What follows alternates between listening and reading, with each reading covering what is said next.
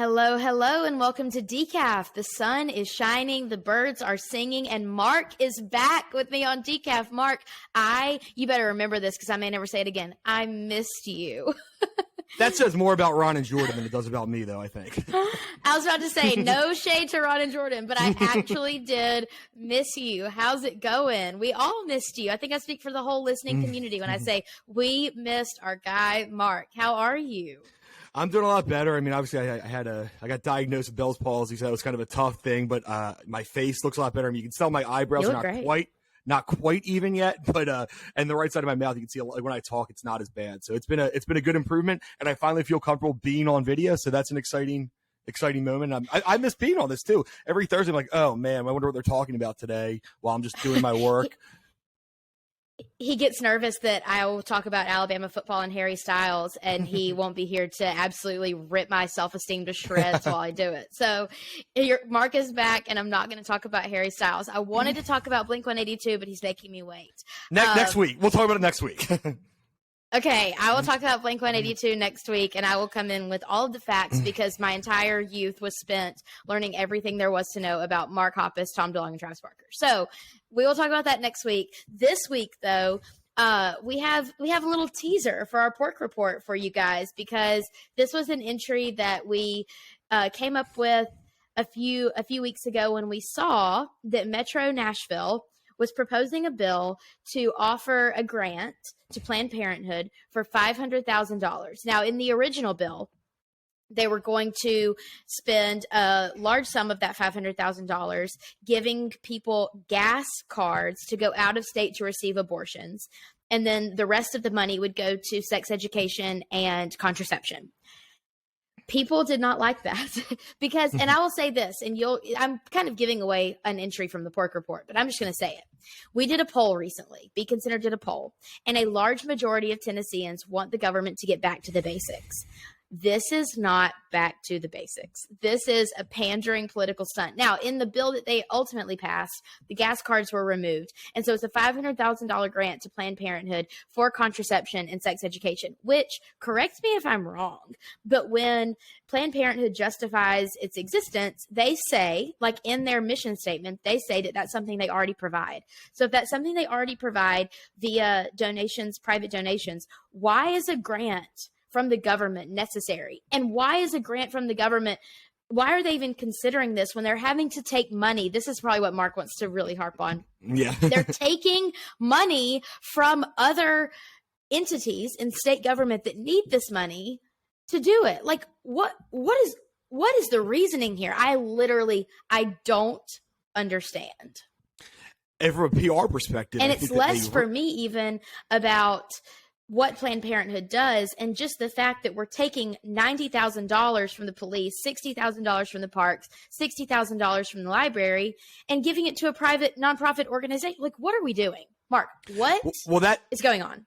That's where they messed up in the PR thing. You can't take money out of the police to put into Planned Parenthood when, you're having, crime waves. I mean, like Nashville is not, I mean, they've had, higher rates of murder, I believe, and just some general crimes in the past few years. So it's a bad idea just from a PR perspective, saying, why are we taking money out of police to get to Planned Parenthood? Now, look, this is not, I think we need to be clear about this. We're not making any points on abortion. I think people have different views on that. I think that's not for us to get into, to be honest. But it doesn't matter what you think about it. That's kind of where we're at. Why is the government giving money to this outside organization, money from the city budget? It's a city thing. Look, there's going to be abortion legal in some states and not in others. Obviously, Tennessee is one of the ones where they have kind of come down really hard on the kind of the farthest, the hardest to get an abortion here. And you can agree or disagree with that. But even if you don't, there's other states that allow it. And this idea that the city government of Nashville is going to give money to Planned Parenthood, which they can say it's for whatever they want. It doesn't matter because they can say, oh, this is only for contraception. Well, if they had, a $3 million budget for contraception next year, that can be now $2.5 million because they get that $500,000, and the rest of their money can go to abortions or whatever else they do. earmarking, it doesn't really matter. They're going to spend that much money anyway, and then they're going to put more money into whatever they choose to. So it just doesn't really make a lot of sense, and it just more talks about. No. And guess what? 500,000. We can talk about it. It's a lot of money for us. It's a lot of money for taxpayers, but like that's not going to be a drop in the bucket for what Planned Parenthood really does, and it's really not even a drop in the bucket from what you're taking away from police. But it's a virtue signaling piece of legislation to say, hey, we're pro-abortion. We want you to know. It's like that you can say that personally. We don't care. Taking the money from these things, just like. Go ahead. Just like pass a resolution. Like pass a resolution that says we in Nashville are pro-abortion if that's what you feel like. If that's what the Metro Council feels like. Just pass a resolution. Don't take $90,000 from the police, $60,000 from the library, $60,000 from the Parks Department, all of this money, because when the Metro Council first proposed this bill, I did a lot of research on this. When they first proposed the bill, the governor's office came back and said, this money is going to be hard to find. Every dollar of our budget is accounted for. This money is going to be hard to find. But you know where they found it? In the pockets of other organizations. It makes me so mad because this is clearly a political move and taxpayer money is on the line for it. It makes me so mad. Like, absolutely furious. Metro Nashville's never really... And I would be furious if they did it for any organization. Yeah, Metro Nashville's not really cared about balancing a budget ever, so it doesn't really matter to them where they get the money from. But it's clearly a political stunt, and it doesn't really do anything. It's just to show, hey, we're pro-abortion. We want you to understand that. It's a liberal city. I guess some of the council people think they might get votes from saying that. It's useless, and it's just again, we kept talking about this. Whether it doesn't matter what you think about abortion, this again shows that most of the Nashville Metro Council are unserious people.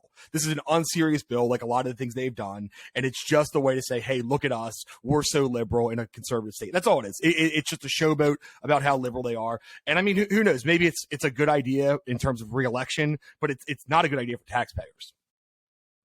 Well, and I'll say this that kind of leads into our next topic.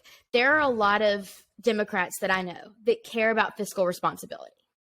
And I think that modern 20 I know you're chuckling, but just like your classic Democrats, like not far left, classic Democrats, people care about where their tax dollars go and they want them to be spent well.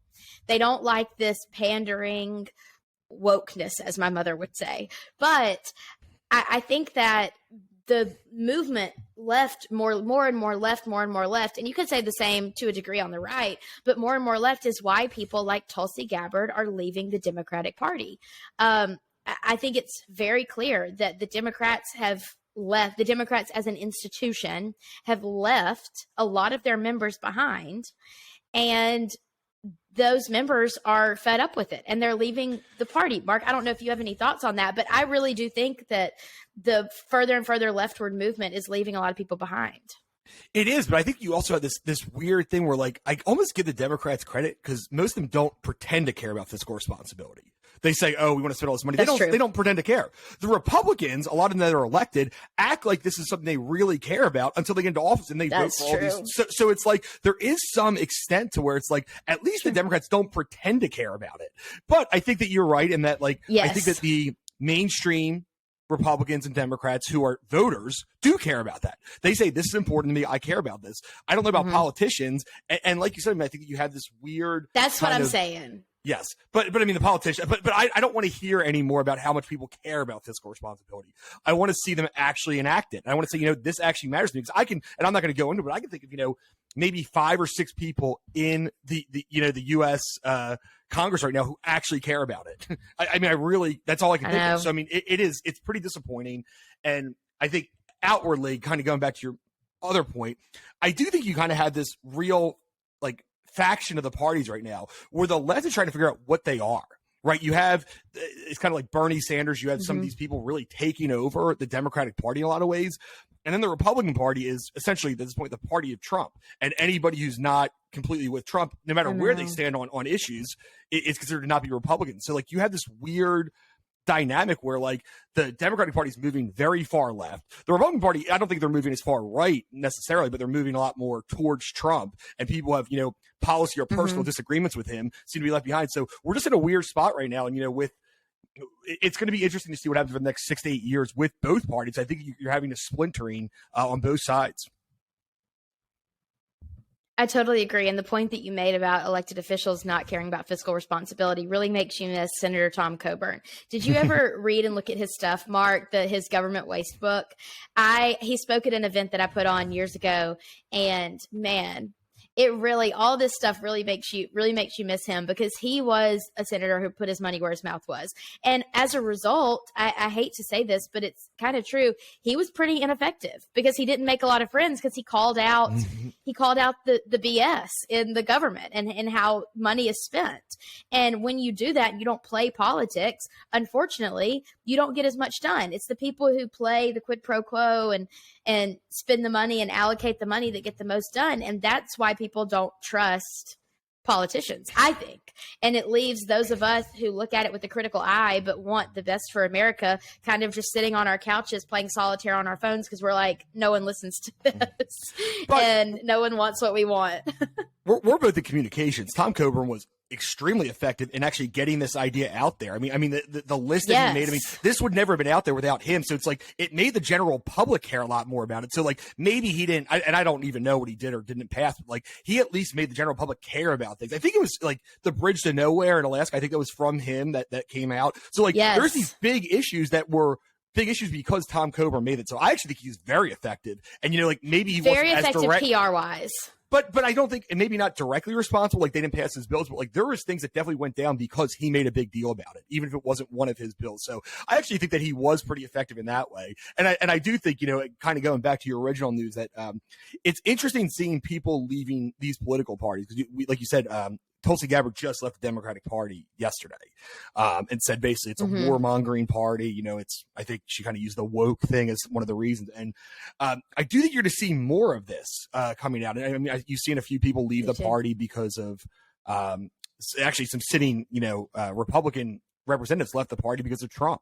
So it's like you're seeing some people's kind of standing up, whether you agree or not agree, and saying, this just isn't for me anymore as a party. And it'll be interesting to see if they can do something, and it also where their principles are, right? Because Tulsi Gabbard has always been pretty far left in her policy, but she's always been a very reasonable person. So I expect that she's still, you know, mostly a Democrat in her views. I think it's more the practice of how they try to force other people into what they think, not have open discussion. They now seem to be the party of war, where like that kind of has switched over the past 15 years.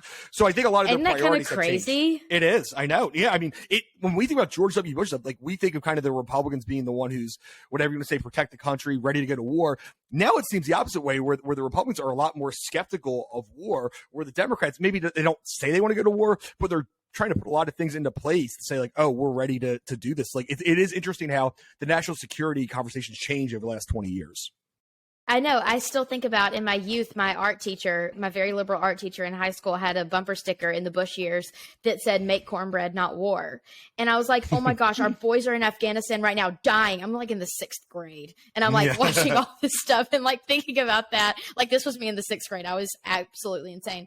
But now you're right. There has been a complete shift. I saw a video online just yesterday of someone standing up at an AOC meeting and shouting at her for sending like money to Ukraine and Russia and all those things. And so, I mean, you're not wrong. Like you're not wrong. And so, you know, we all talked about in our political science classes, the party realignment. It happens every now and then. I'm wondering if that's what we're witnessing in our lifetime is a party realignment. Only time will tell. It seems like actually. And is there room for third party? Yeah, I mean, probably no to the third party. We've seen that a lot unless it's Ross Perot, but it is interesting. It kind of seems like to me that kind of realignment happened a lot during the Obama years, because the loudest, you know, people on the left, or even some of the people on the right, said like, you know, Bush, the warmongers going to war and stuff. They basically like loved Obama, supported Obama no matter what he did. So that when Obama's, you know, dropping bombs and drones and kind of escalating wars, they kind of had to like the same people who were the most critical of George W. Bush were like, well, now the guy that I like is doing this. And a lot of them just sat down and was quiet. I mean, you had a couple people that really spoke out against that. And actually kind of, again, same thing, the very far left of the people who actually spoke out. But a lot of the very Democrats who trashed the Bush administration's foreign policy had to be quiet because they liked Obama. So then they're in this position where like, you can't be quiet for 8 years and then speak up again and say what you want. But like Donald Trump is one of the most I don't know how to say this, but he's one of the least warmongering presidents we've had maybe in my lifetime.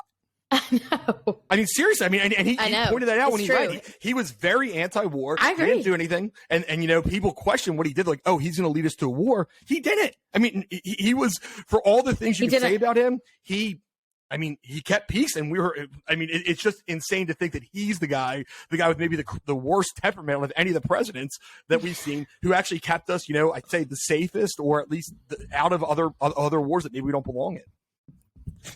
Yes, so much de-escalation during the Trump years, Yeah. and then all of a sudden, here we go again. It ramps back up. It's kind of wild. So that's some food for thought for you guys. Let us know what you think of that in the comments, or shoot us an email, because I'm very open to discussing this, because I think it is so incredibly interesting, just the philosophy of politics. I think it's so incredibly interesting. Let's switch gears a little bit. Speaking of war, it's Major League Baseball playoff season. Oh, I don't think we're going to compare that to war. Let's take that one back a little bit. But let me say what I was going to say about that. If you're talking, I have a bit of a temper when it comes to sports. And I have been waging my own type of war on all of my friends, because everybody keeps chirping at me about the Braves. And I have been issuing some fighting words and doubling back and apologizing, because everybody hates a winner. Okay. And that's just my burden to bear as an Alabama fan and a Braves fan. Gosh. Everybody hates a winner. Everybody is rooting for the Braves to fail. Everybody's rooting for Alabama to fail, but that's been the story of my life for the last 10 years. Everybody wants the Braves to fail. I personally don't want to play the Dodgers again. I'm very nervous about that. But I am really trying, and you guys can keep me accountable for this. I need to hold my tongue when people start chirping at me, and not wage war on all of my friends, because I'm not going to have any friends by the end of this season if I can't keep my mouth shut. I'm really nervous, though. I watched the game last night, including the goose on the field at the Dodgers game. That was a hoot. But I don't know what you think is going to happen, Mark. Let me hear some of your hot takes. I think it's an interesting playoff because there's not a clear favorite, right? You kind of have these two teams that are above everyone else. Mm-hmm. You kind of the Dodgers and the Astros, and then you have that next tier of really good teams that could win, which is mostly just the Braves and the Yankees of these other teams that have a decent chance of winning. But it's been a really fun playoff so far. I kind of like, we were talking, like, I love doing work. I was kind of editing the Pork Report while the Braves game was on in the background. I love Dave baseball. So fun. Yeah, so I mean, I think it's good. I think the Dodgers have kind of shown that they have a little bit of an issue here with some of their starting pitching. And last night did not go well. And if Kershaw's not on and Rice is not on, they could have issues. So I kind of had this view from the beginning. And I do think the Yankees are going to lose to the Guardians despite being up 1-0. I think that's a great, if you want to bet, they're like plus 380. But I mean, I have to go with the Dodgers and the Astros in the championship. But let's go. I wouldn't be surprised. I think the Braves are the one team they could do it. Their offense, looks a lot better. The Phillies are weird, though. They're a tough team. And, if it was for, Wheeler pitched great again last night. If it wasn't for Kyle Wright kind of having a shutdown game, that could have been the Phillies up 2-0. Mm-hmm. So I have to think it's going to be Braves, Dodgers. And then I do think the Guardians are going to upset the Yankees. We got to figure Guardians, Astros. And it's just, you kind of look, it never happens this way, but you got to look at the regular season. Like, the Astros and the Dodgers were far and away the two best teams in the league. It's the most likely they're there. They're the deepest. They generally have the best bullpens. But the Dodgers have a real issue with starting pitching. So that is really where I think the Braves could get them. But I think that Strider needs to be back at 100%, and that's not where he's at right now. So if they move on, he needs to be at 100% so he can start a game. I think that's the difference, whether they can beat the Dodgers or not. We need him. I need like a lobotomy and a cocktail on Saturday, because Alabama, Tennessee, Braves, Phillies. I don't know how I'm going to survive Saturday. I don't know how I'm going to do it. I'm going to be a disaster all day on Saturday. I'm so nervous about Alabama, Tennessee, because after our showing against Texas A&M last week, which was so bad, and like I thought I was going to have an ulcer, we have got to get Bryce Young healthy and back, or we don't stand a chance. I love our team. I believe in the Crimson Tide, but I know football, and we don't stand a chance if we play like that. Mark, are you gonna insult me? I have a little bit of a hot take on this one. I have a hot take on this one. Everyone's hyping this up. This game, it's on ESPN. Everyone's talking about this, and everyone, even Alabama fans, are like, yeah, we understand we might lose this game. Why is Tennessee good? I'm asking this legitimately. I know they're undefeated. Who have they beaten? They haven't beaten a team ranked. Their best win is an overtime win. They didn't beat Kentucky. Kentucky's good. They didn't beat Kentucky. They didn't beat Kentucky? No, they didn't play Kentucky yet. Oh. No, they beat LSU. They beat LSU, who was that's trash. what I was thinking. It's LSU. It was LSU that I was thinking of. LSU's a bad football team. They're not a good football team. They beat Pitt, who is really bad, in overtime when their quarterback got hurt in the first quarter, right? They have like these very mediocre wins. But again, this is somebody who's like, I guess I'm an SEC hater in this way. The middle of the conference is not good. So my opinion is, I don't know if Tennessee's good or not. I'm not saying they're bad. I just have not seen enough to actually believe that they're a great football team, because you need to beat somebody good. Yes. Right? And that's Alabama's got good wins. Alabama beat a good Texas team. Like, I give them credit. With that being said, here's my weird thing. If Bryce Young doesn't play, it's a coin flip. You're at Tennessee. Tennessee, I think, it might even be, I would probably pick them to win. If Bryce Young plays, I bet Alabama wins by 2+ touchdowns. I don't think it's going to be that. I just haven't seen enough out of Tennessee. That's what I'm going to say. And Bryce Young is a difference maker. And you don't have a great backup quarterback. I think Tennessee fans are really excited. I had one of my friends text me, it feels like 98. It's not like 98. Let me see you beat somebody. If you go and beat Alabama this week, even with the backup quarterback, I will believe in you. I think they've looked good so far. I don't think they're a bad team. I just haven't seen that they're an elite team. And I think we'll find out this week. I know all of the Tennessee fans saying, we beat Pitt. Okay, well, so did Georgia Tech. So what's your point? I do agree with you. It just makes me nervous. Georgia Tech won more handily on the road. Tennessee had to take overtime with a backup quarterback for Pitt to beat them. So, let's remember, this Georgia Tech team, that's what I'm saying. This is not a done deal. The only thing is, I think that Tennessee is going to be, so far this year, they've been a different team at home than on the road. So obviously being played in Knoxville is a big deal for them. But there's something about a team like Alabama, and again, I don't like them. I don't like them. But they're a bunch of guys who know how to win close games. Tennessee's not been there. They've not won close games at big moments. Alabama got, outplayed by Texas the whole game, and they found a way to win the game. Those kind of things matter. And I'm not sure that Tennessee has that ability in a close game in the fourth quarter if they're going to be able to beat Alabama. So, honestly, the more and more I thought about it, I'm probably going Alabama either way, but I'm going with them somewhat big if Bryce Young plays. Let's leave this off on a positive note, because I need your help curing my anxiety this weekend, because like I said, I'm going to be so anxious on Saturday, and you just gave me a good outcome.